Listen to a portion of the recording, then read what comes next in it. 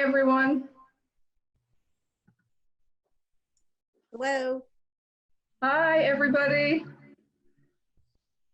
So great to meet you all. I'm Máiréad, and how amazing to be talking to you all the way from across the Atlantic Ocean. Thank you, everyone involved in Girls' Night In Online, for inviting me to participate. I'm so excited to do this class on Irish scones for all of you. So I'm going to say a fast hello from Girls' Night In first, and I'm going to let you know, first of all, welcome to Girls' Night In Online, live from Ireland. As all of you have been muted automatically, please, please, please leave your microphone on mute. Do not unmute yourself once I've muted you, because it is hard enough to hear Máiréad as it is, especially because we're trying to keep this connection all the way from Ireland. This is a very high-tech production. Máiréad's daughters are the camera people, so bear with us with any technical difficulties. Feel free to write any questions that you have in the chat portion of the screen, and Máiréad will make sure to stay on as long as you need her to and answer every question that you might have. So for now, I'll turn this over to Chef Máiréad O'Driscoll. Hi, everybody. I'm not sure if you caught the first bit. Hopefully you did. So I would like to tell you a little bit about myself. And as I do so, I'm going to share some of my background story, and I've put together some photos of home for you. So welcome everyone to the Emerald Isle, and I hope you enjoy the views of my location here on the west coast of Ireland. After the slideshow, I will return to you and we'll begin cooking scones.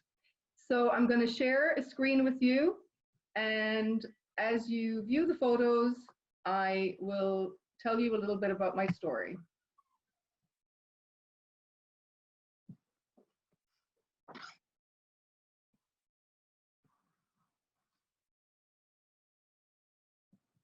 Okay. Should play. Oh. 1 second. Here we go. Okay. Here's a little bit about my story. When COVID-19 hit crisis level in Ireland, I was days away from a flight to New York City on a private chef contract. That contract was cancelled due to the coronavirus. Globally, there is so much uncertainty right now, and in Ireland, we are also adapting to a nationwide lockdown. I am doing my best to maintain a positive mindset and continue to be in planning mode with my business partner and sister, Eileen, for the next phase of my culinary journey. Generally, I divide my time between our business here and also working as a private chef in the USA during the off-season. I live in Castletownbere, which is located on the southwest coast of Ireland in County Cork. We are on the Wild Atlantic Way, and it is the largest fishing port in the country. My sister and I are working on plans, and we are transitioning from our large seafood restaurant to a cozy bakery and food emporium with a gallery featuring our family's maritime history. At the moment, I am baking brown bread at home every morning and delivering it to my customers. It's my mother's recipe and very popular with everyone who has tasted it from all corners of the world. Brown bread, or brown soda bread, is a traditional Irish bread and a staple in homes and restaurants. Many consider it to be a comfort food, and that is most definitely the case for me at the moment, as every day the aroma from the oven is so comforting and distracts me from my worries. It simply makes me feel happy. Baking from a home kitchen is referred to as a cottage industry in Ireland, and I am presently living in my grandmother's cottage. My siblings and I grew up in a time in Ireland when married women were forbidden to work outside of the home, as it was against the law until 1972. My mother was a fantastic baker, and every day we enjoyed freshly baked brown bread, currant cake, and scones. She would pick blackberries and make her own jam and pies, and was always trying out new recipes. We are in the midst of a global crisis, and the irony is not lost on me that I am making ends meet by staying home and baking. The wheel is always turning, as my mother used to say, and I wonder what she would think if she could see that not only are her recipes intrinsically involved in my providing for my family, but they are going live right now on Girls' Night In Online on both sides of the Atlantic Ocean.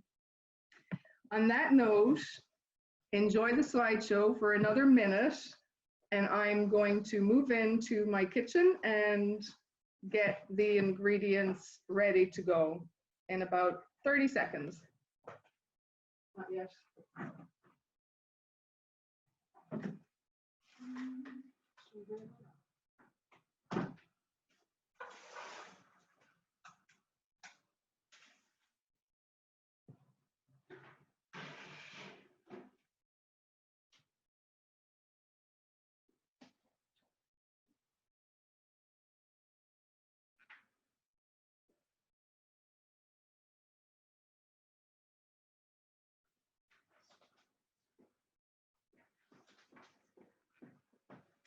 Okay, I'm switching you over to my camera for the cooking lesson. Hang in there.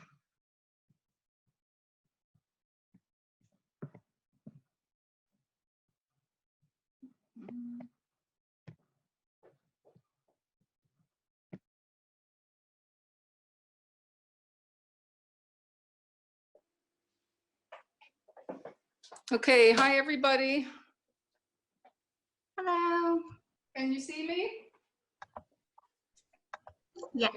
Yes, you're good. Everyone keep your thing on mute, please. Okay, sorry, can everybody hear me? Yes. Okay, so we're starting to make the recipe that hopefully everybody has, and it's the cranberry orange scones. First of all, what I do, I grate the butter. So I freeze the butter and then I run it through a grater, and you can get the best ones in, oh, I forget the name of the store in in Pennsylvania, but it's a handheld grater with big grating holes. And when the butter is frozen, it's very easy to grate it. The reason that I like to do that is because it saves you having to overwork the dough. So in here, I have my flour. I don't sift the sugar, and you have all the measurements. A little bit of salt, about 2 teaspoons.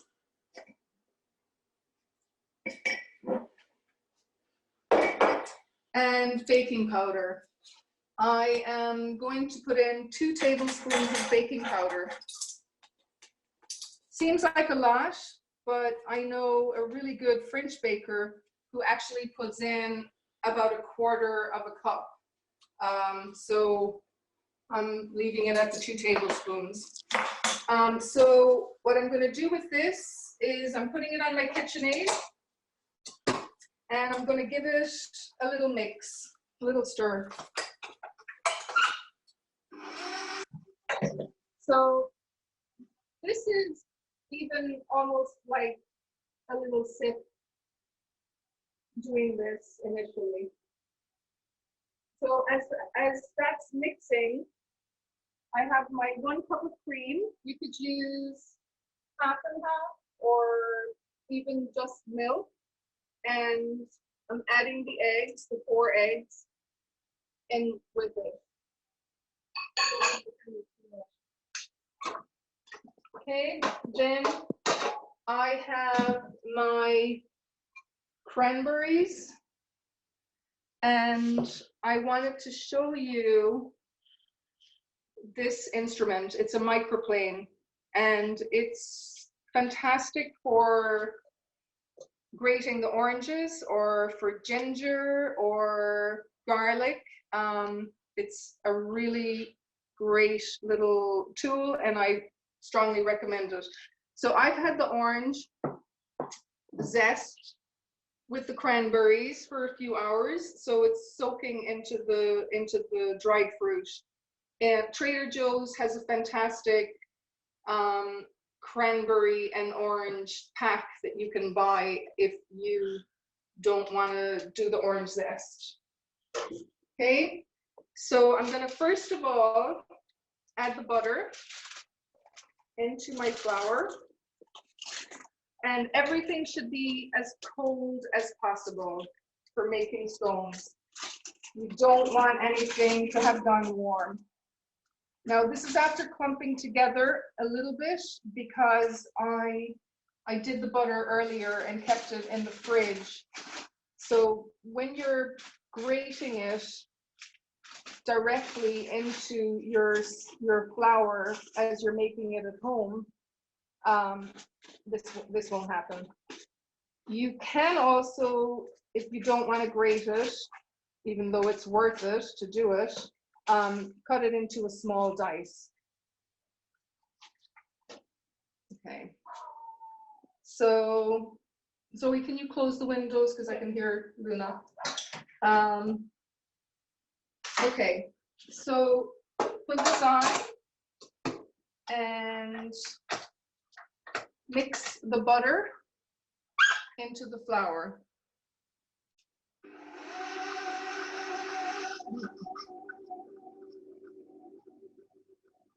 Now for scones, you actually do want little clumps of butter. That's what gives you the flakiness for the scone.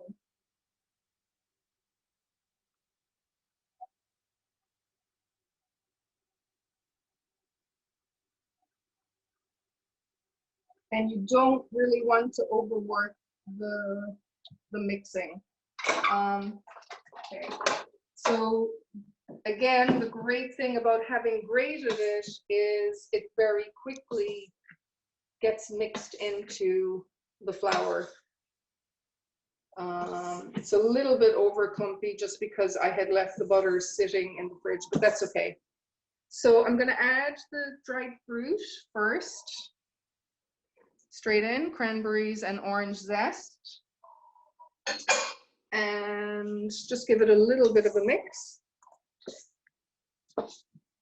And then I am going to just, with a fork, mix the eggs and the cream a little bit.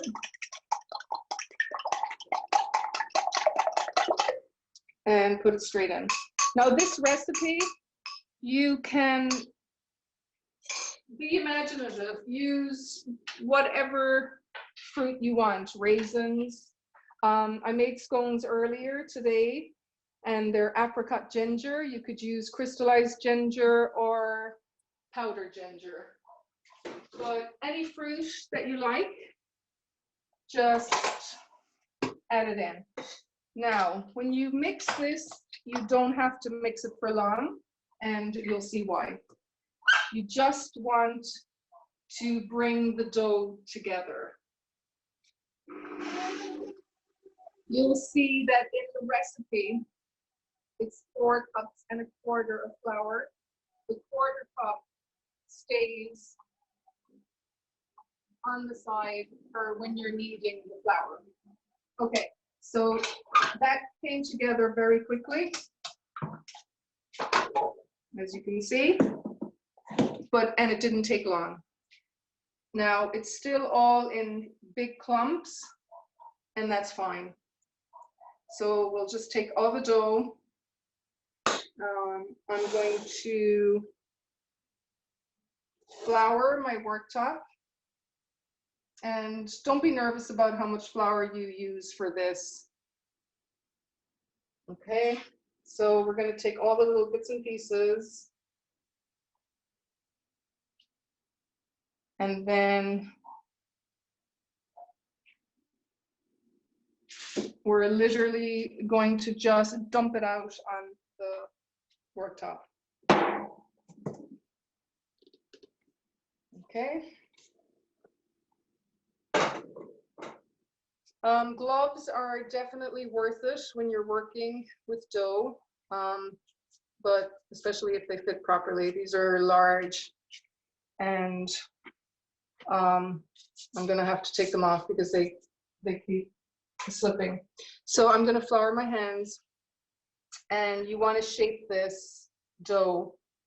Actually, what you want to do is just press it and fold it, turn it around, keep flouring your surface so it doesn't stick, and then fold it again. What this is doing is it's giving you layers for when you bake the scone so it's flaky.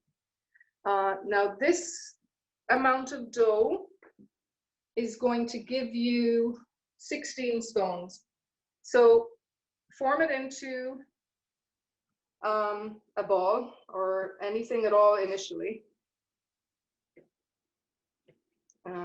It's the thing about the recipe that I've given you, I've made this recipe so many times, you know that you're going to have the right consistency for the dough. So it's perfect, and I love the feel of this dough. So put it into any shape at all and cut it in half.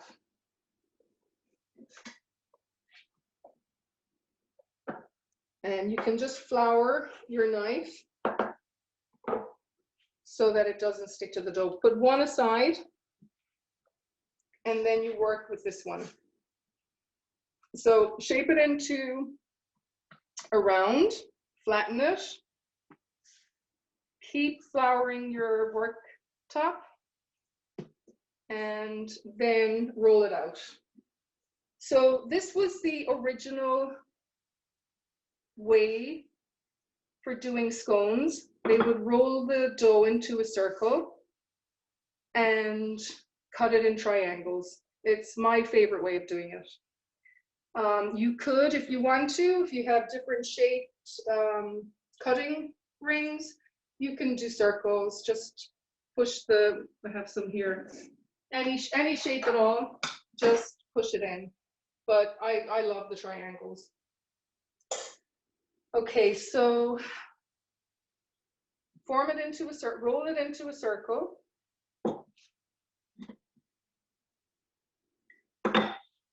That is about, how many inches is that in diameter? About maybe 8 to 10 inches. It's about an inch thick. And then you take your knife, make sure you flour it, and cut it in half. Flour it, cut it in half again. Flour your knife, and then cut all of the 4 triangles in half again. Okay, now what you can do when you've come this far, you can actually put this on a plate and put it in the freezer and freeze them.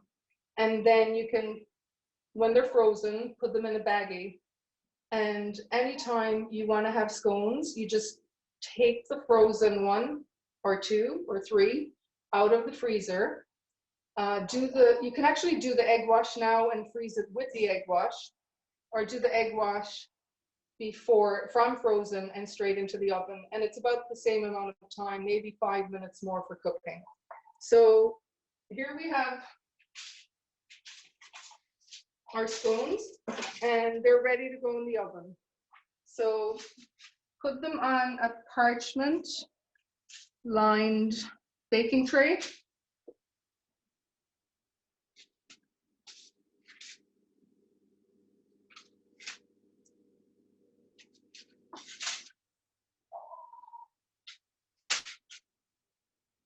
And then the egg wash that I like to use, that I've changed to over the years, is just egg white.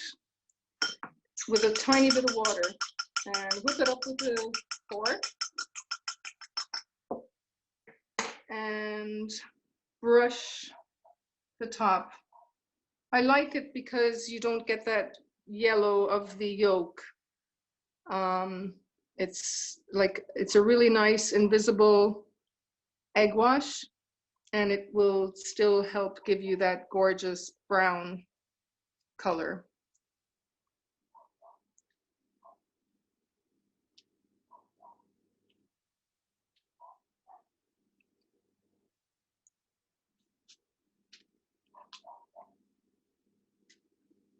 So I'd love to know what sort of fruits everyone would like to put in their scones. So anybody who wants to maybe offer some suggestions in our question and answers. Oh, this is a little bit of sugar, and I'm just sprinkling it on top of the scone. The type of scone that I do, I had it on my dessert menu at the restaurant. So it's a little sweeter. Everybody has their own recipes. So ready to go, and they're going in the oven at American 200 degrees. Okay, straight in. And I'm going to put the timer on for 21 minutes. Hang on 1 second, just going to wash my hands.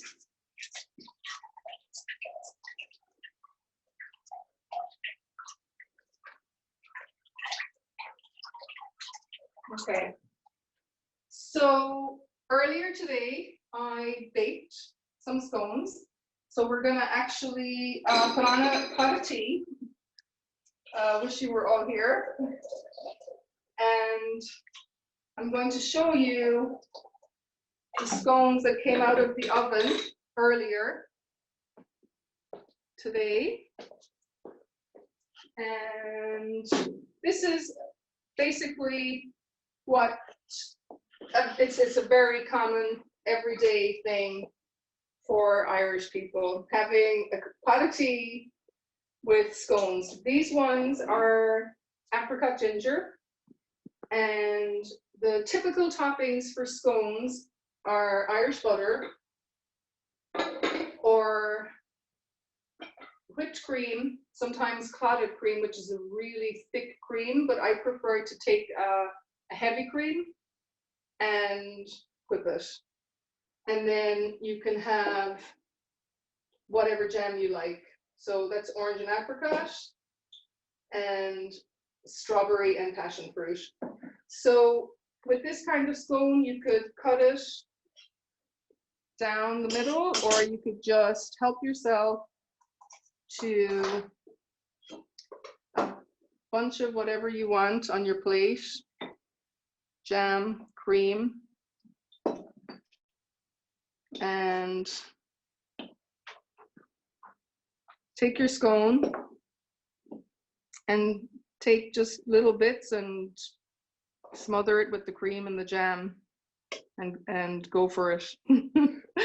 Okay, so we're going to sit down, and hopefully you have lots of questions for me, and I'm going to answer any questions that you have. Okay. Okay, great. I'm going to send them over to you just so it's easier, because if everybody unmutes, it's going to get very distorted. So Heather asked the first one, I mistakenly got salted butter. Should I reduce the amount of salt in the recipe? Absolutely, yeah. I do use, I've used salted butter accidentally in the past. I didn't change the salt measurement and actually didn't notice that much of a difference, but had I known, I would have reduced the amount of salt. Okay, and Rebecca wants to know, can you also send your brown bread recipe? My brown bread recipe, let me tell you, I'm hoping to actually put that in a cookbook, and also if I gave you the recipe, I'm going to actually show you. I have some in the freezer.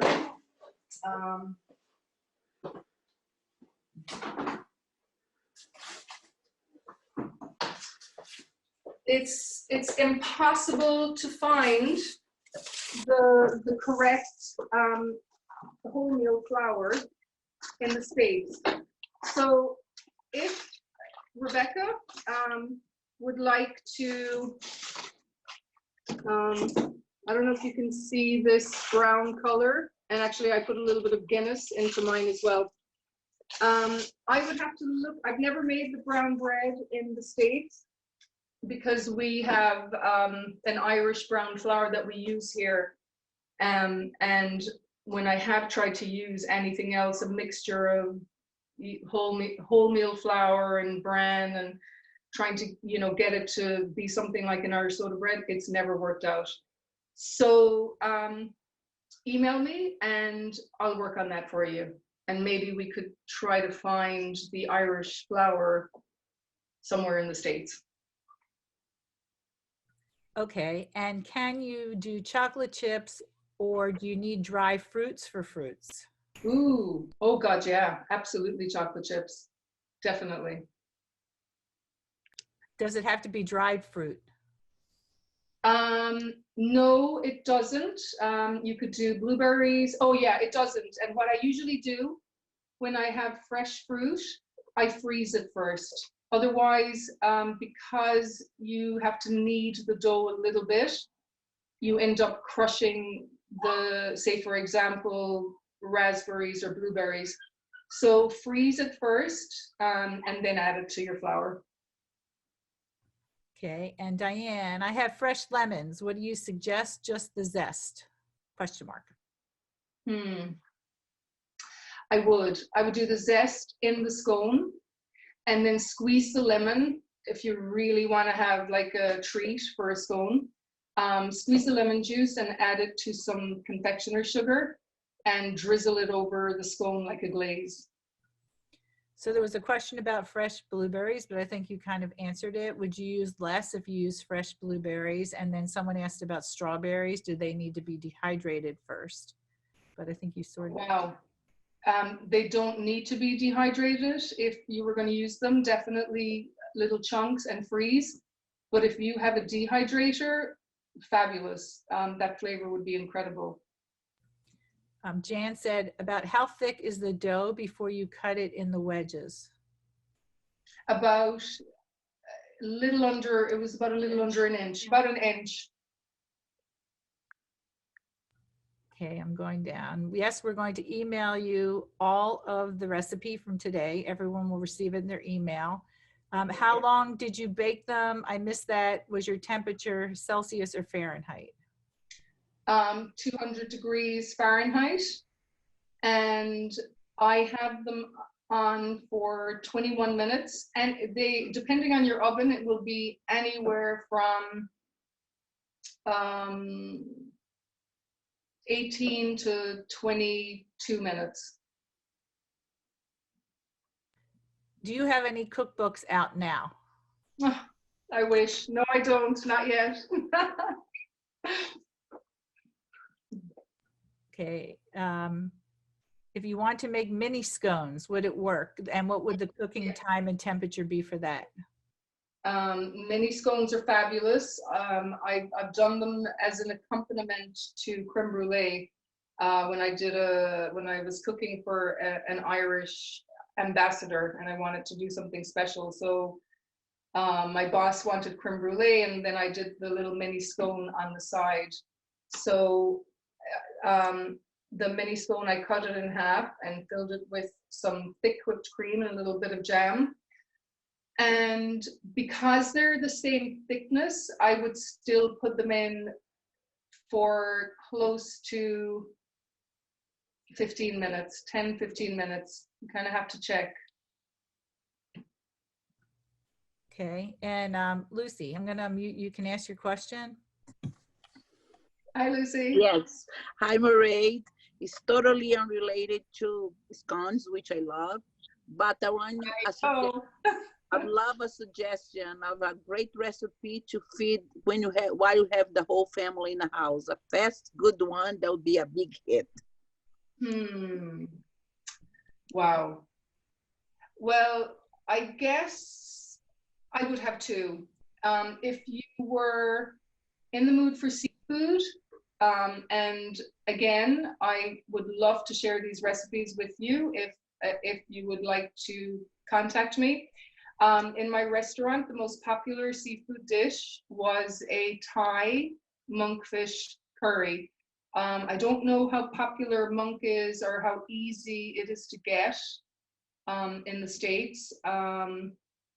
It's a great texture of fish, or if you can't get it, you could substitute maybe for some shellfish like prawns. It's a Thai coconut red curry made with coconut milk, and you can go mild or you can go a little spicy. That, if I was doing seafood for a family or even for a large group, it's fantastic. I suppose the other, as I'm in Ireland and you're all over in the States, I would have to say a Guinness beef or lamb stew. Okay, someone asked, would it work to add nuts, perhaps pistachios, along with dried fruit? Yeah, I absolutely love pistachios. Personally, when I'm cooking, I know baking is definitely a science, and you have to be a little bit, you can't be as easygoing or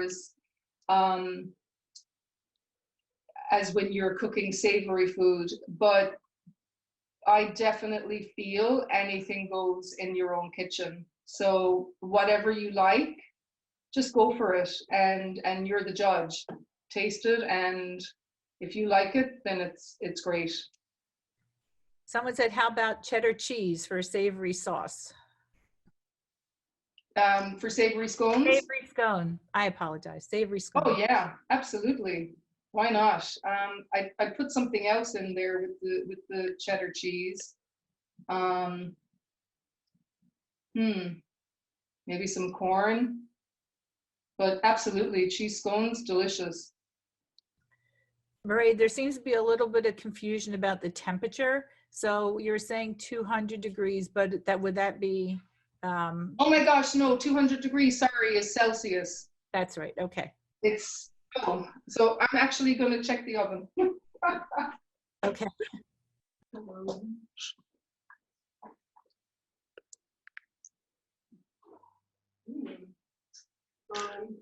Yeah, 400 degrees for Americans, for Fahrenheit.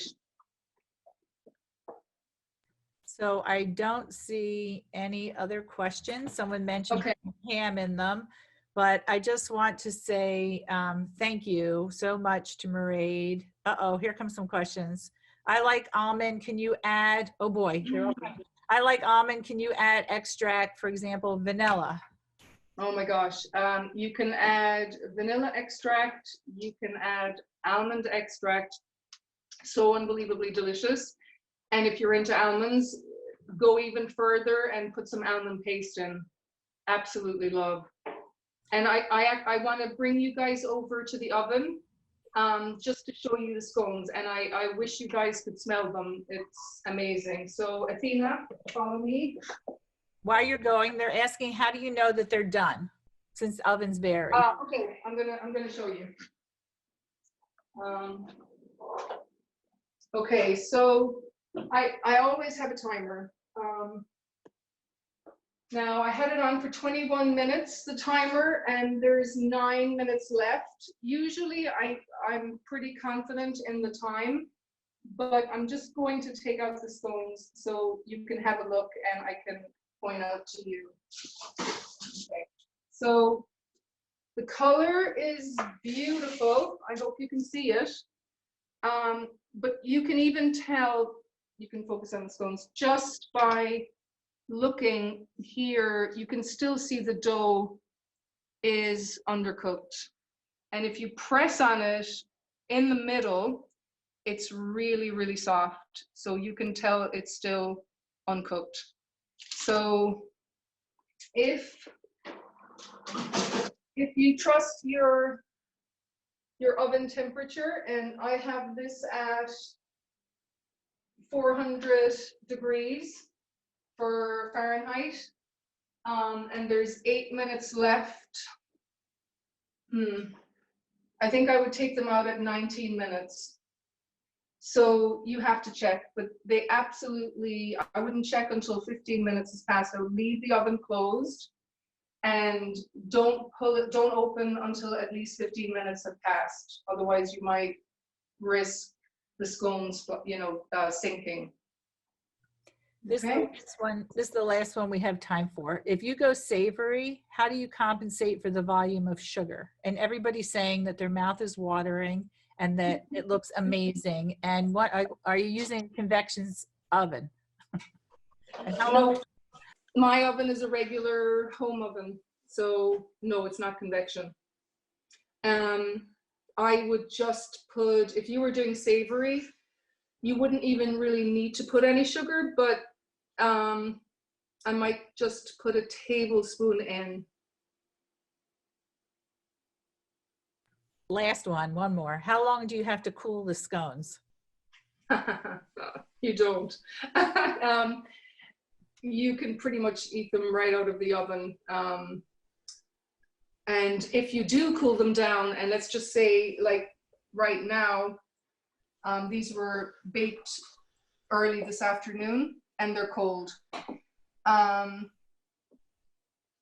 would wrap these in foil and put them in the oven just to kind of give them a nice little bit of reheating, and it would crisp them up just a little bit, but wrap them in foil, otherwise they'll get overcooked. So 10 minutes is plenty of time to cool them down. Everybody on the screen, thumbs up if you'd like to see Máiréad again in the future. No. Yeah, that's a big yes going on here.